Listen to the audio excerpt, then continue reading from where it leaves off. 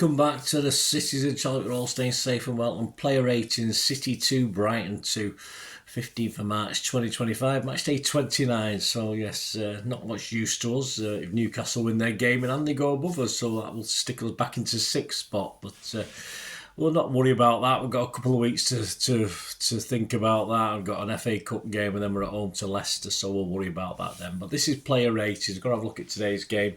In the company Simon Bajkowski, of course, the Manchester Evening News. I'll give you my thoughts, some stats from Sofascore as well on here. So we'll have a look at how, it was just an average game today, wasn't it? Generally, not much you can say about it. No one had a total nightmare, but no one had a total wonder game either. But we'll talk about it anyway.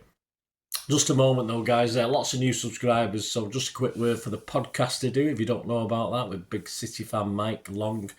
Originally from Northern Ireland, now lives in South Korea. The pod is now in its 7th year. It's called Bolt from the Blue. It's featured such big blues in the past as Walter Smith, Ray of Man City TV, City finance guru Colin Savage, who still comes on every now and then as well. So me and Mike generally do it. We're approaching 40 episodes so far this season, so give that a check it out on Spotify, Apple, SoundCloud, any good place you get your podcast from. So it's all things City, of course. We look back at a game and talk generally about what's happening with City, and I give my views on there as well, so give it a listen, guys. Right, back to the game. 6 as ever is an okay game, and I think sort of carries for Simon as well as me, that one. We'll start at the goalkeeper, which, yes, I did have Edison in my 11, so sorry about the voice, guys. A bit of shouting today, although the atmosphere wasn't that fantastic at the game. Ortega, Simon says, stood and watched as a good free kick went in the side of his goal. Feels like he's lost his authority in goal. Simon's given him a 5. I thought his distribution was poor today. I've watched the free kick back, and same impression I got when I was there. That's the side of the goal he should be watching. I mean, the goal literally hit halfway up the post, didn't it? So it wasn't as though he was trying to reach high and sort of tip anything over. Just shocking positioning. Just shocking from some Ortega. We've got 2 keepers who can't quite cut it at the moment, haven't we? There you go. But is that because of the way we played them this year? I don't know. I'm not too sure. But I would have preferred Edison to be in and give him a kick up the arse, but play him again. But hey, I think both will be low on confidence now, unfortunately.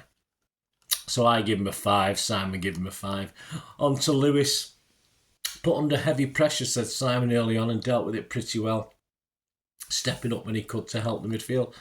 Yeah, let's give him a 6. He made 3 clearances, 1 block shot. He was dribbled past once. He won 2 ground duels out of 4. He lost possession 10 times, but I'm not going to have a go at Lewis.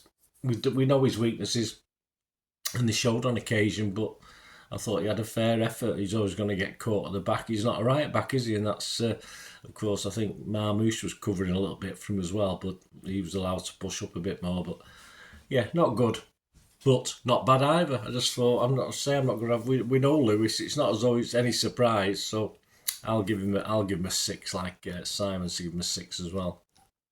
Kusanov. Unfortunately, see the ball cannon into the goal, though City weren't assured at the back all day. No, we probably weren't. I mean, the Kusanov-Diaz, we're hoping that might be a good link-up, but it was all right today, but again, not fantastic. Simon's only given him a 5. I think that's a little bit unfair on Kusanov. I say the goal was unfortunate. He won 1 ground duel out of 1. He won 3 aerial duels out of 4. He did lose possession 7 times, but I don't think it really worked with Diaz today. The shot was going nowhere. It was going to hit the corner flag, wasn't it? It was just unfortunate that he put it into net. But I thought it was okay. I think the 5's a bit mean. I didn't think he was that bad, Kusanov, again today. He had an okay game for me. So Simon give him a 5. I give him a 6. Diaz could do little stop 2 soft goals being scored past Ortega, with Marc non-existent for the second. All the defence was at fault for the second. I mean, from a set piece, a corner, just really poor. So I don't think you can isolate Diaz out particularly. And he's not good. He can't do anything about that first goal. I mean, come on, give us a break. It was you just can't. So It's a free kick, and Ortega's at fault. It's as simple as that. He won 2 ground duels out of 2. He won 1 aerial duel out of 3. He lost possession 12 times. Accuracy on long balls was 6 out of 9. That wasn't too bad, was it? Yeah, another quieter game. I don't think he did anything too wrong. I think, say, the whole team switched off for that second. Again, Simon just scored him a 5. I'm just going to give him an okay score. I'm going to give Diaz a 6. I don't think it was that bad. Gvardiol, Simon said, made another mistake in the build-up to the first goal and was too casual at the back as Brighton targeted him. Well, they're going to, aren't they? They're going to target Lewis. They're going to target Gvardiol. Every half-decent team, every half-decent manager's going to do that. It's just simple because there's just not good enough left-back and right-backs. Simon's given him a 5. He won 5 ground duels out of 6. He won 3 aerial duels out of 3. He lost possession 12 times. But, yeah, it was just a sloppy ball for that first goal for Brighton. And that's what sort of marked him down for me. I don't think it was really that bad afterwards. It's just another error, really, that led to the goal. Simon's given him a 5. I'd have to agree with Simon. I'd give him a 5 as well. Nico, very good to help City score the first, said Simon, less so for the equaliser minutes later.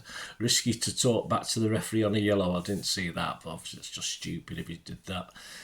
Ground duels, he won 2 out of 10, so he lost the ground duels. He won 3 out of 6 aerial duels. He lost possession 11 times. He was dribbled past 3 times. So not great from Nico. Could have been a bit of a hero. Of course, he headed against the post, didn't he, in the second half? We didn't get a great view of that from our end. Perhaps should have headed it in, really, but hey, he didn't. So I was giving him a 6. I think he's been a bit kind. I've not gone mad on him. I've gone 5.5 with Nico. I thought he did some good things. It's an hard position. It is an hard position. He probably had Gundo helping him a little bit as well, but if that's a help. And yeah, so I give him a 5.5. I just thought overall he could have been a little bit better than he was. Gundo himself did well to find Marmouche, said Simon, for the second, but look, lost in a part of the pitch where City used to dominate. Well, that's a long gone, isn't it, unfortunately?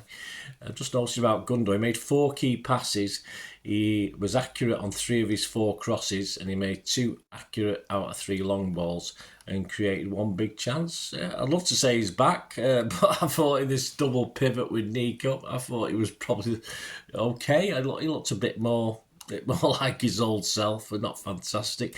Simon again's only given him a 5. I think that's a bit harsh. I thought Gundo again. No one's impressing me, but within the constraints of having an okay game, I think he had an okay game. Gundogan, so I'm going to give him a 6. Marmouche, yeah, City's brightest spark, said Simon, winning a penalty, taking his goal well and looking for an opportunity more than anyone else. He's given an 8. He made 2 key passes, he created 2 big chances. I thought he had a cracking first half. I thought it even linked up pretty well with Haaland who petered out of this, but I think Marmouche did as well, certainly in the second half. It was a good effort overall, but I remember one poor pass in the second half that perhaps could have put us in. I can't remember, it was 2, but it was key for both City goals. So, yeah, faded a little bit, but I thought City had a poor second half overall anyway, just the whole team. So, Simon's given him an 8. I'm not gone that high. I'm giving him a 7.5. Savvy. Simon said, some excellent work outside the box, but let down by poor finishing and final touches, as well as a needless yellow card and a few fouls after. Dribble attempts, he was successful 2 out of 4. He missed 2 big chances, and that's the key for me. I mean, I remember it 4. He's done it 3 or 4 times now, where he sort of waves to the fans to get going. But don't try and be a cheerleader if you're not doing it yourself, mate. And this, that one he missed, was it about on the half hour where he blasted it over the bar when he was put through? Shocking. He should have scored at least 1 goal. He'd say he missed 2 big chances. It just annoys me. He gives it out, but he's not giving us something to shout about, is he? If he was scoring the goals and was getting us up for it, fair enough. But don't start sort of trying to get the fans behind you when you're not doing it yourself. And his finishing is awful, absolutely awful. I'm sure it must have been better than this. And he has scored, so you think once you scored a goal, it gives you the confidence. But it's terrible finishing from Savvy. Simon gave him a 5. I wasn't impressed with Savino today. It's the old law of diminishing wingers again, where one plays better than the other, and I think Doku played better than Savvy again today. I'll give him a 4.5. I'm just really annoyed with the quality of his final ball, if you like, his final shot even, so not good enough for me. Doku, Simon said, tried to cause problems wherever he got the ball, even if nothing really fell his way. Unfairly but for diving when he would have been crunched otherwise. Yeah, I don't know. I didn't have a chance to see that one back. He didn't make in crosses. I mean, this is the thing, isn't it? I mean, if you think about the space he got into, he literally made 2 crosses. I mean, how many chances did he have to get the ball across? Just 2 crosses, and none of them were accurate. So he had 13 successful dribble attempts. So surely, if you go past someone, get a bloody crossing, lad. Ground duels won. He won 15-25, which is not bad for a striker. He lost possession a lot though, 22 times, but you're bound to have that when you're going for it. I just that crosses says it all for me. 2 crosses in the whole game. When he was finding a little bit of space, what was he doing with it? I don't know. Just no end product. Simple as that. It's no use running defenders ragged, is it, if there's no final ball? He just a bit like Savvy, really. He's just so annoying to me at the moment, and he's got obvious talent, but he's not supplying that final ball. Simon was kind of giving him a 7. Because of that. I mean, if something had come of one of those chances, and I don't even think there was anything where, as I say, the other guys messed it up for him. He just needs a better end product. So I give him a 6. I thought it was okay, but I don't know. We're going around in circles, aren't we, with Doku and Savvy, as far as getting crosses in the box and supplying Haaland and other players. So a bit disappointing for me. We'll get on to Haaland now. Simon said, nerveless for the penalty. Yeah, good penalty, nothing wrong with that. Although a difficult afternoon otherwise against a physical defence. Yeah, well, he had 1 shot on target, he had 2 shots off target. I think he should have done better with at least 1 of them from memory. He had 4 dribble attempts, was only successful once. He had 6 ground duels, he only won 1 of them. And he had 4 aerial duels and he only won 2 of them. And he lost possession 8 times, which is fair enough. Just a nice penalty. I thought he played up well with Marmouche in the first half. I thought it looked quite good, lively. I was quite happy with it, but it all fell apart, didn't it? And he just started looking frustrated and moaning and whinging all the time. No service, no. He didn't get any service, but you just get your head down. Just get your head down and carry on. Stop being a mardy, and so I was a bit disappointed with his reaction actually today. Scored a goal, which was a penalty. Simon's given him a 6. I'm going to knock him half a point off. I just thought it was a bit whingy today, and I just wanted to see more. And when he did get a touch on the ball, it wasn't that great. If I remember right, a couple of times he sort of didn't hold it up or anything when he got a chance. So I'll give him a 5.5, and yet probably on the first half I probably would have given him a 6.5, 7. But I just thought when we needed the team to step up in the second half after they got a quick equaliser, I don't think any of the team, including Haaland, didn't get the service, but then again didn't do anything with it when it did come his way. And the substitutes, yeah, not much we can say really. So Bernardo was on for 17 minutes. Looked bright, said Simon, who impacted the game before he was taken off. Yeah, well, Bernardo's Bernardo, isn't he? I didn't expect too much. I didn't get too much, but it's very unusual that he gets injured. That's a rare thing. So no real chance to make an impact. Simon gave him a 7. He wasn't on long enough for me. Foden came on, couldn't have the same impact, said Simon. Same impact as what? I don't know, but not long enough. 14 minutes plus injury time. De Bruyne, 4 minutes. Why? Why bother Pep? I have no idea. De Bruyne for Marmouche. What is the point of bringing him on in the 86th minute? Should have probably brought him on when he brought Foden on. It's a very, very odd decision by Pep. Marmouche had faded out by then anyway, so bring him on a little bit early. It's just one of those stupid substitutions he makes. Man of the match, let me know yours, guys. Let me know your man of the match. Any difference in the ratings? Say it's all opinions, isn't it? We all have different opinions. I look at OneFootball, I look at goal.com ratings, and sometimes the gulf in the scores are unbelievable. But let us know yours anyway, guys. Man of the match, I'll probably give it Marmouche. Even though the second half, I'd be hard pressed to give anyone be favourable to any of the City players in the second half. But I think he probably did enough in the first half to get man of the match. So I'll give it Marmouche for you, my Egyptian watchers. There you go. Marmouche will give man of the match. So thanks for joining me. Let me know your ratings and thoughts. Please check out my story of the game. It will be out on Sunday. Yeah, I've not got a headline for that yet. I'm trying to think of something pithy. No, but obviously it was a what was it? A City poor draws. Like it used to be score draws, didn't they? A poor draw. But anyway, I might come up with something while I sleep on it overnight. But join me for the story of the game. And of course, over the international break, there'll be lots of City vlogs coming out. Of course, at least one a day. So stay tuned, guys. Keep those buttons pressed and let us know all your thoughts and let us know all your comments. Hope you enjoyed it. And please, if you do like what I try and do with the channel and you want to help support the channel in any way, all I ever ask is to keep watching and listening. I hope you enjoyed the feature, and yeah, if you can support me through the subscription, if you can subscribe, guys, that'd be wonderful if you've not already done so.